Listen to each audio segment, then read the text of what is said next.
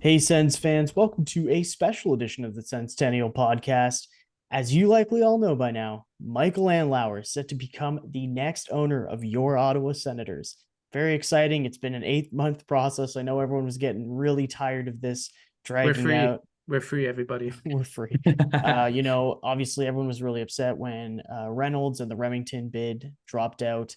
Um, you know, I'm not going to try to pronounce Steve's last name, but then Steve's bid. Apostopoulos.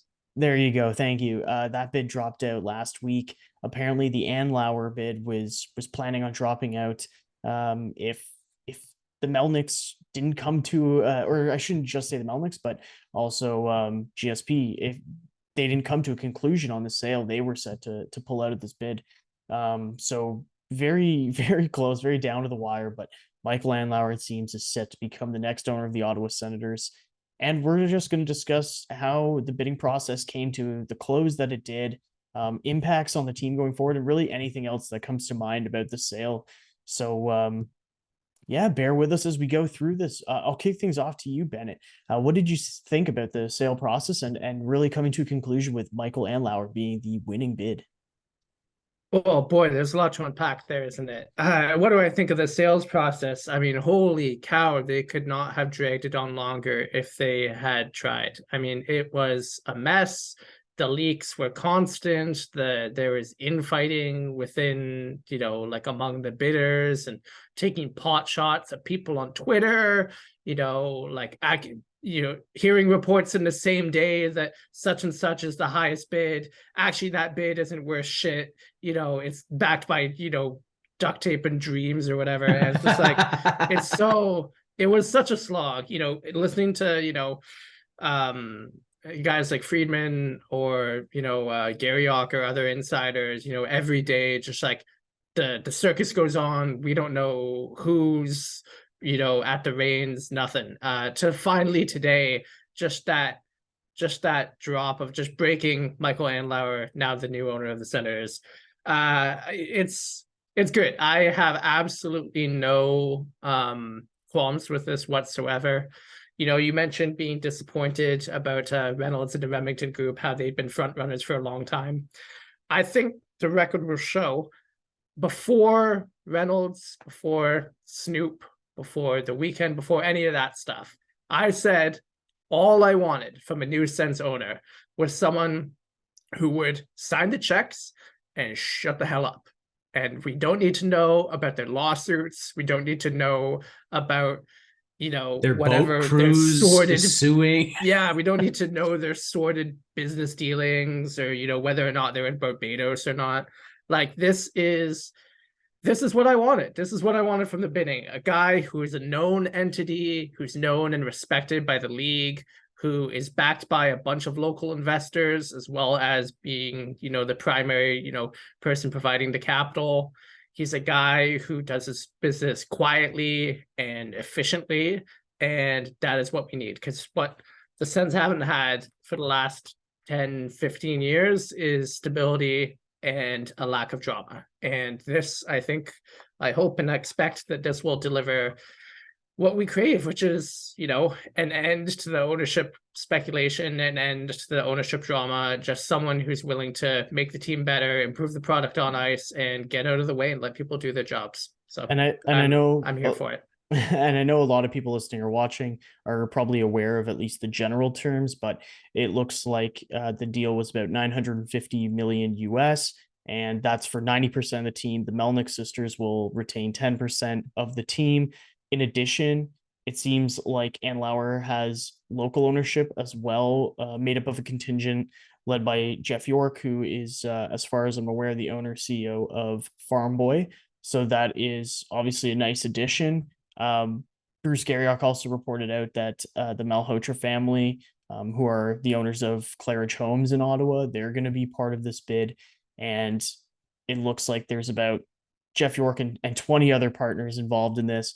And from what I gathered, they make up about 100 million of the purchase. So that's kind of how the money breaks down. Most expensive sale of an NHL team in NHL history. Yeah. So Who'd have thunk? pretty great for a poverty The poverty franchise. franchise. Yeah. But anyway, yeah, I'll pass it on to other Matt. What's on your mind about this sale here? I think it's really exciting that Michael Andlauer was able to get all the cash necessary to buy the team. He seems to have a track record for wanting to win and actually succeeding at such. He has the background as a part owner of the Montreal Canadiens, which he will have to sell before the sale is finalized. I think what's really cool is this is a guy that is passionate about hockey and is passionate about winning, and he's not a penny pinching grub. you know I am absolutely here for Benet saying, I just want the guy to sign the damn checks and shut the hell up. And that's, I think, what everybody was really hoping for with the new owner.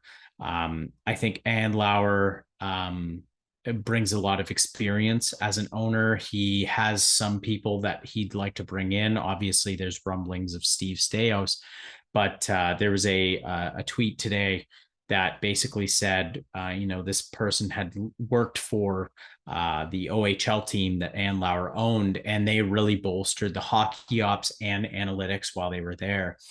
And that, to me, is something that the Senators have not had. And it's about damn time that we invest in every edge we can possibly get to bringing in players that are going to help us win a Stanley Cup, because we're starved for it at this point, and we deserve it.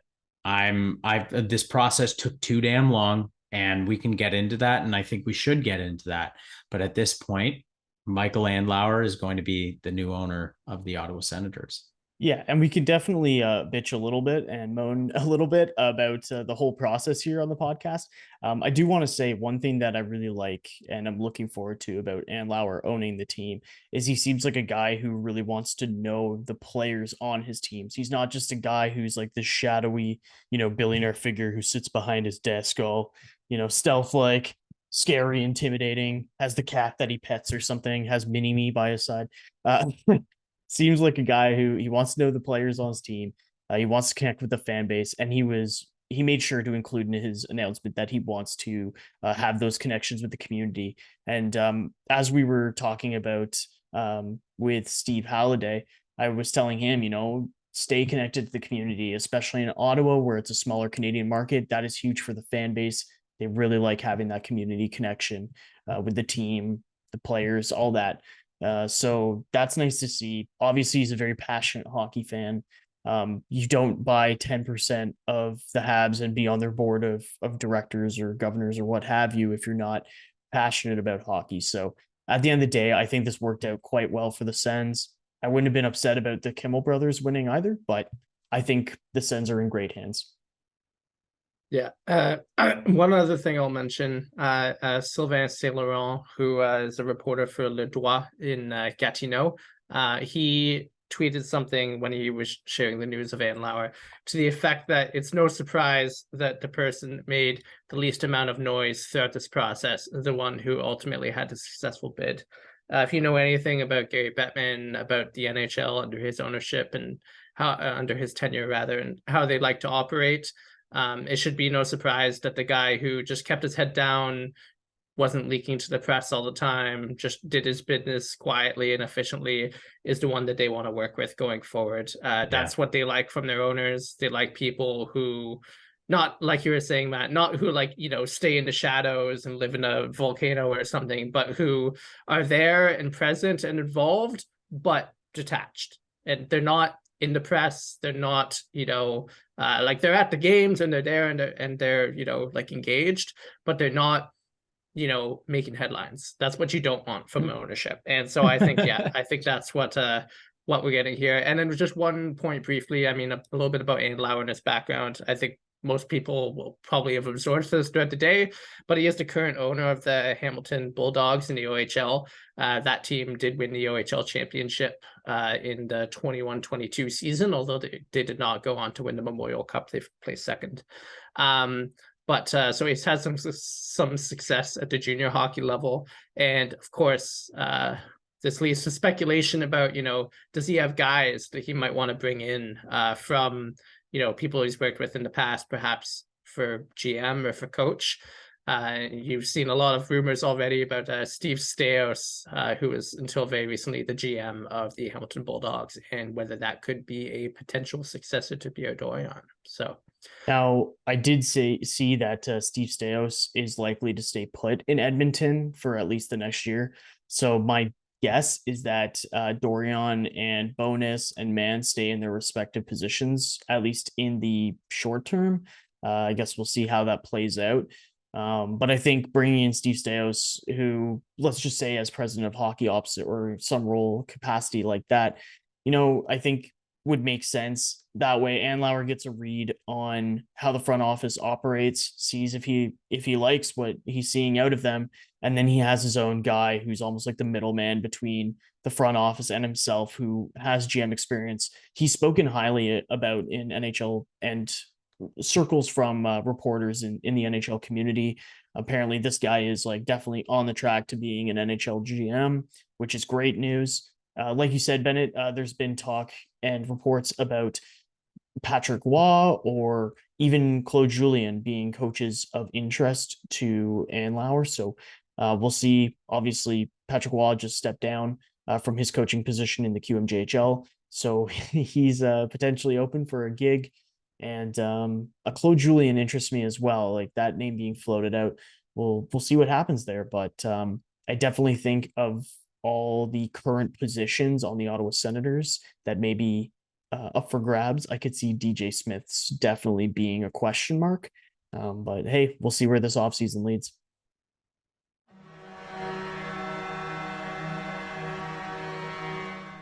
Light the lamp during the hockey playoffs with DraftKings Sportsbook.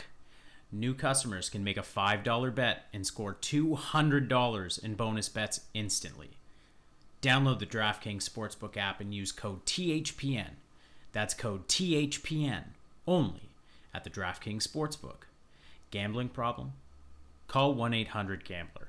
In Massachusetts, call 800-327-5050 or visit gamblinghelplinema.org. In New York, call 877-8-HOPE-NY or text HOPE-NY 467369. In Kansas, call 1-800-522-4700. On behalf of Boot Hill Casino Resorts, 21 plus in most eligible states, but age varies by jurisdiction. Eligibility restrictions apply. See DraftKings.com/sportsbook for details and state-specific responsible gambling resources. Bonus bets expire 7 days after issuance. Eligibility and deposit restrictions apply. Terms at sportsbook.draftkings.com/hockey terms.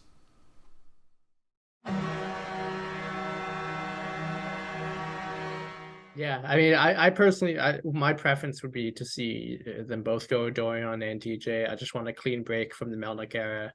Get in new guys, new blood in all of those positions. And not to mention that it's easier. A dollar goes farther when it's spent in your front office than when it's spent on the ice. You can hire 10 scouts for the price of like one Travis Hamonic, right? And you'll provide a lot more value to the team and, provide a lot more, just like depth and knowledge and experience to your front office that I think many people would suggest has been lacking in the last decade. And we all want to see that. And as a complement to, some changes at the top, I think too. I think, our coaching has been, disappointing increasingly in the last couple of seasons. And Dorion, I think, has had some very recent highs as well as some very recent lows. And I think that you could say, I think he's done enough to secure him another GM job in the future. I think that it'd be best to ask him to step down. Well, ask him to step down, do what spin it however you want. I think it'd be best to part ways with Dorion at this point, because I just think that this team needs something different. I feel a bit differently about Dorion, but I wouldn't be upset if he was let go. But I also think he's really done a good job in the unshackled Dorion era at acquiring players. I know some people were upset with moving out Zaitsev, but you moved out Zaitsev and you brought in Chikrin for much less than people thought Chikrin would be acquired for. You know, some people were like, oh, it'd be like Shane Pinto, Ridley Gregg, a first, and it didn't end up being that. So I thought bringing in Alex DeBrincat, Claude Giroux were both savvy moves. I also think Ryan Bonus had a big part in helping the pro scouting, even though they went after some well known players. I think Ottawa's pro scouting, especially when you look at some of the depth players, Tyler Mott, barring injury, I think would have been nice to have in the lineup for a longer period of the season. So he's another guy. But anyway, all that to say, I definitely think there could be changes at the front office level, but guess remains to be seen. But I wanted to ask Matt, what did you think of the sale process? Like, it seems like in the last few days of the process, it was up, it was down. It was like Friedman was reporting that, okay, the Kimmel brothers now have the highest bid. And then, you had Sean Simpson reporting, I guess he had connection with the Yeah, Apostopoulos Sean bid, and Simpson, he was on one side of reporting. that. Yeah, I know. But you had him going to bat for one group. Friedman seemed to be calling things like a clown show and seemed to be bolstering like the Kimmel bid. And then you had Garriock, who was like bolstering the Andlauer bid. And I don't think Ian Mendez was necessarily bolstering the Nico Sparks bid, but he was giving a lot of information on that front. So you had all this information from different sources. Then you had like bloggers and podcasters and Sens Twitter giving their sources, and it was a cluster. So really, I want to get your thoughts on that. Yeah, it like the best way to put it is just that it was a cluster. Um, it was quite disappointing how long this process took, to be honest with you. I feel like they make the announcement that they were for sale in February. They could have had bids in by April and sale finalized May. I think there was levels to the greed of this process, and it basically came out how greedy this process was, in that the Melnick estate, and this isn't necessarily Olivia and Emma, this is Anna. Anybody involved with the Melnick estate, wanting capital gains to be paid by the new owner. So you're paying $950 million. But oh, wait, there's more. You now have to pay almost $100 million on the capital gains that they have received from the sale of the Ottawa Senators. And that, to me, like, that is crazy business. Like, that is an ask you do when you are, high as Puff the Magic Dragon. That is some bullshit. And like, that is, I can guarantee why Apostopoulos said, nah, this is ridiculous, I'm out. And once Bettman saw that one of the legitimate bids left, he was like, okay, this is too much, it's time to go. So I think GSP Group, I think the Melnick estate, and NHL, all three of them were super greedy in this process, because the NHL wanted to achieve that $1 billion number. And yes, if they got 100%, it would have been over 100, not 100 billion, $1 billion. They would have achieved that. But, it was only 90%. It was $950 million. And additionally, that's a heck of a number. And additionally, if GSP wanted the new owner to pay that capital gains tax, I guarantee that also lowered the bid. And yeah, so absolutely. When Friedman reported that the Kimmel bid was ahead, I mean, this is all speculation, of course, but my guess is that, yeah, sure, the Kimmel bid might have been ahead in terms of like dollar amount that they were willing to drop, but they might have not been in agreement with the capital gains tax. Whereas Andlauer is just like, let's just get this over the line, especially with the NHL starting to apply some pressure. Yeah. Of course, with Sean Simpson's tweets, he said they really pushed the process along. So before he deleted that one. Yeah. So to me, like, I think, as every Sens fan, was pretty done with this process, because now it's being reported that the keys won't be formally handed over until September. Great. That's awesome. So by that time, a decision on DeBrincat has been made. There's no real ability to have the owner or anything like that go speak to DeBrincat's camp and say, this is the way we're going to be leaning. There's no management changes. There's no coaching changes. And like, we could be going into the next season with lame ducks in our pond. Yeah. And that's unacceptable to me. So I think this fully lands on the NHL, and they could have finished it up in May, but they were like, why not? Let's keep it going. And that was the other interesting thing that it came out today, was that the Kimmel bid was going to be closed. Like, they wanted closing by December. So I was like, like, September seems far away. You're missing the entire offseason. But December, oh boy, like, that to me, like, new ownership needs to be in place by the start of this next season latest.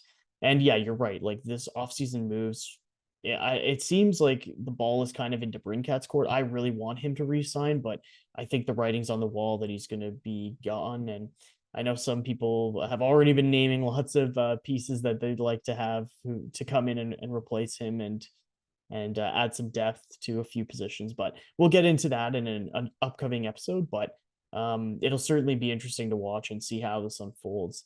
But I wanted to flip things back to you, Benet, and I kind of wanted to get your thoughts on how you think the addition of new ownership at the top will affect the front office beyond just like GM. And I know you mentioned analytics briefly, but do you think that, the pro scouting, the amateur scouting will be beefed up? Like, what exactly do you think that they'll address? I think it has to be all those things. I think you hit the key ones, pro scouting, amateur scouting, analytics. I mean, these are areas where the Senators have been weak for a long time. And I think, in the amateur scouting in particular, the Sens have coasted on the reputation of a couple of, late round striking gold a couple of times in the later rounds in, like the mid 2010s.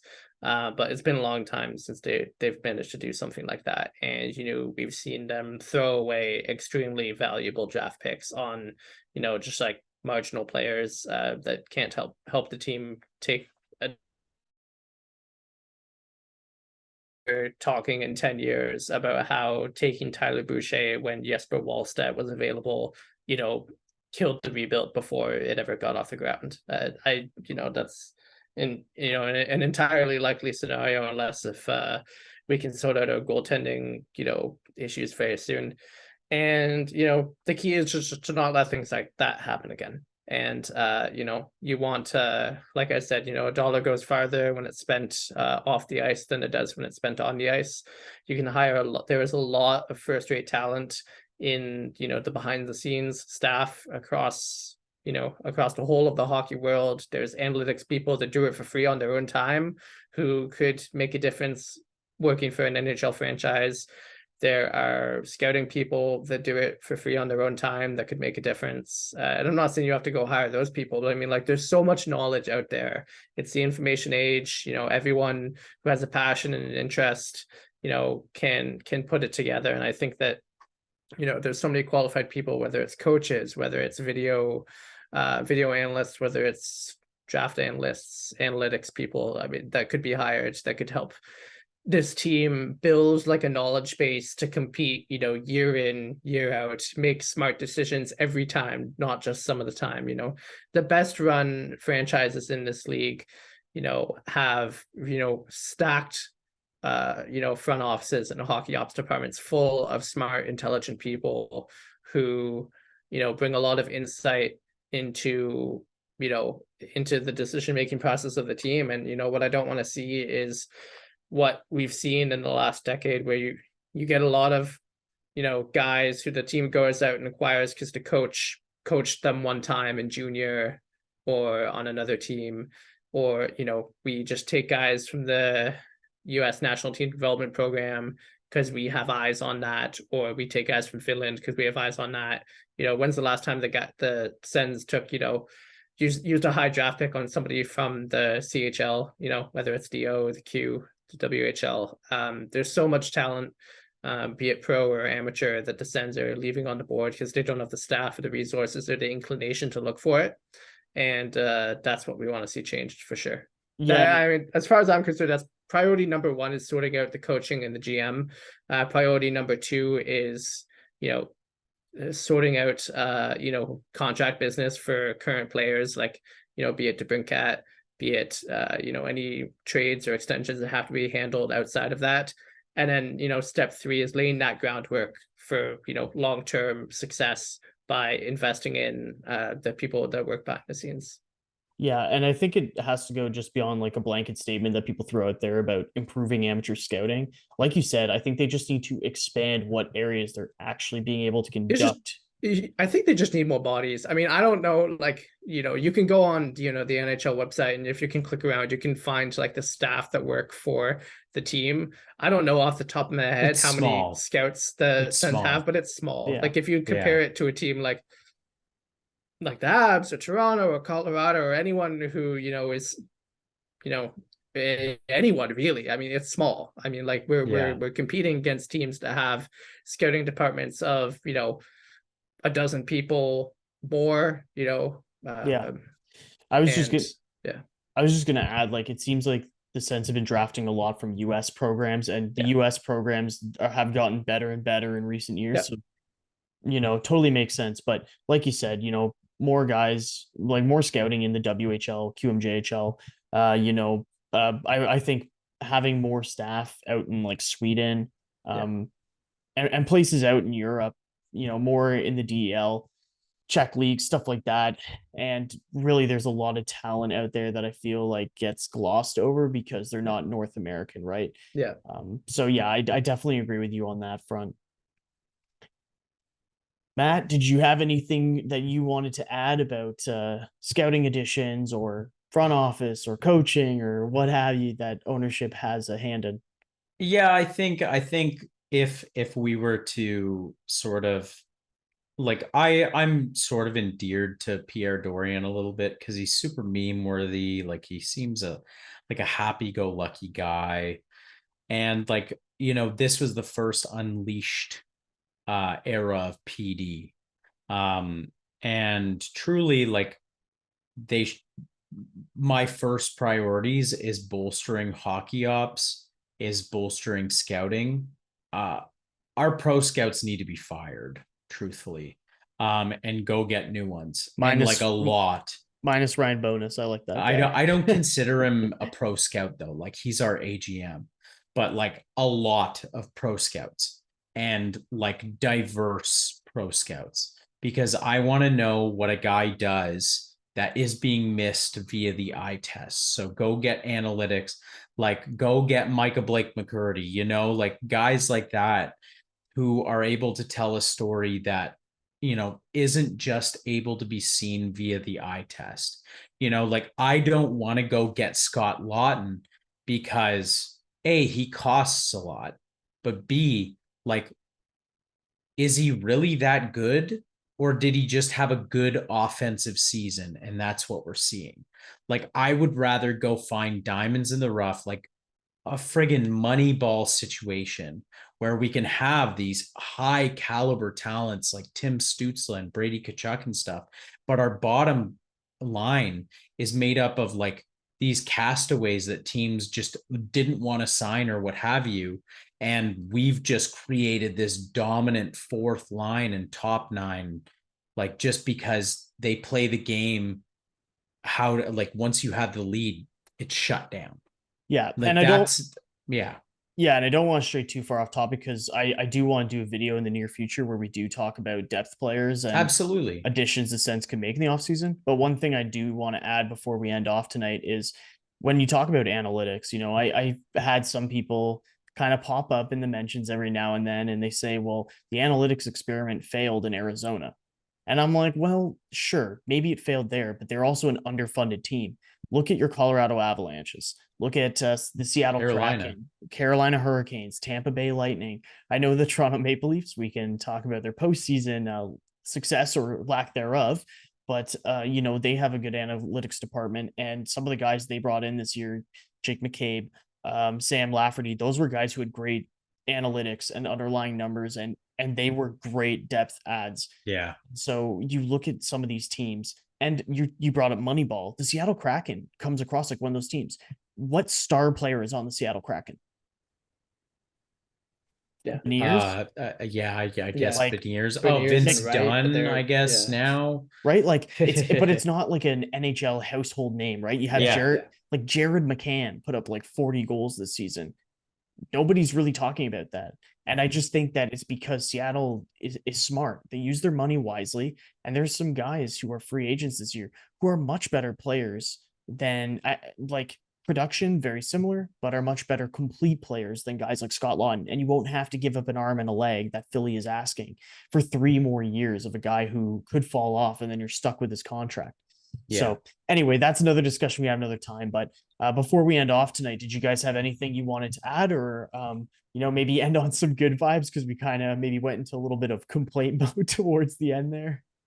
Well, I think, the good vibes is like we said, everything off the top. The sale is done. We got a guy who is a serious individual who comes with backing from the league. It comes with financial backing from local people that want to be involved with the team. Everyone is invested in keeping this team here, making a downtown arena happen, and putting a successful team on the ice. And, everything we've talked about, investing behind the scenes, behind the bench, possible, changes to the GM position, all of that comes towards, making this team better on the ice, and not just, in the season to come, but for years and years down the road. And that stability and that willingness to invest and that willingness to, compete year in, year out is what we're hoping for. And what I think, I think we're all agreed that I think it's what we're going to get. I mean, this guy, Andlauer, and all of the people that are in on this bid, have pedigree. They have willingness and commitment to make it work here. And I'm excited to see where it can take us. And, questions about coaching and GMs and DeBrincat, those will get sorted out. But with ownership that's willing to pony up and give this team what it needs to be successful, whether it's on the ice or off the ice, we'll eventually have success. And I think that's what we hope and expect. And now that we can stop speculating about who it's going to be, we can start speculating about what they're going to do, and that's more fun. Yeah, and last thing I'll say is glad that Jeff York's involved, because if they end up, dealing with real estate or what have you, and meeting with indigenous groups and kind of getting a land agreement in place at LeBreton Flats, then they can go with the barn as their name. Good old classic. If you've ever worked at a farm boy back in the day, you know that all the employees call it the barn, and that is the new arena name. Do you think we can get that like animatronic farmer with like the guitar in like the lobby as you like walk into the new arena? The monkey? Yeah. The monkey that swings on the vine. Yeah, you know it. Oh my god. They had that little take down like the RIP Melnick thing from the banners and put that monkey there, which would be. Maybe we'll keep away from the poor taste stuff. Like, I'm having Vietnam flashbacks right now. Like, holy. Anyway, thank you so much for listening. If you've enjoyed this video, please consider subscribing to us. Really appreciate it. For those watching, you can check below. All our social media platforms are listed in the video template. And if you're listening to this, then we're at Senstennial on Twitter, at the Senstennial on Instagram and Reddit. And all 3 of us are on the Sens Discord, and we pop in there from time to time and say our 2 cents. So you can find us on there as well. Thank you so much for listening, everyone. Go Sens go. And it feels good to have some sort of semblance of a stable ownership coming in to be at the helm of your Ottawa Senators. Yeah. Fun times ahead, people. Go Sens go. Go Sens go. Sens go.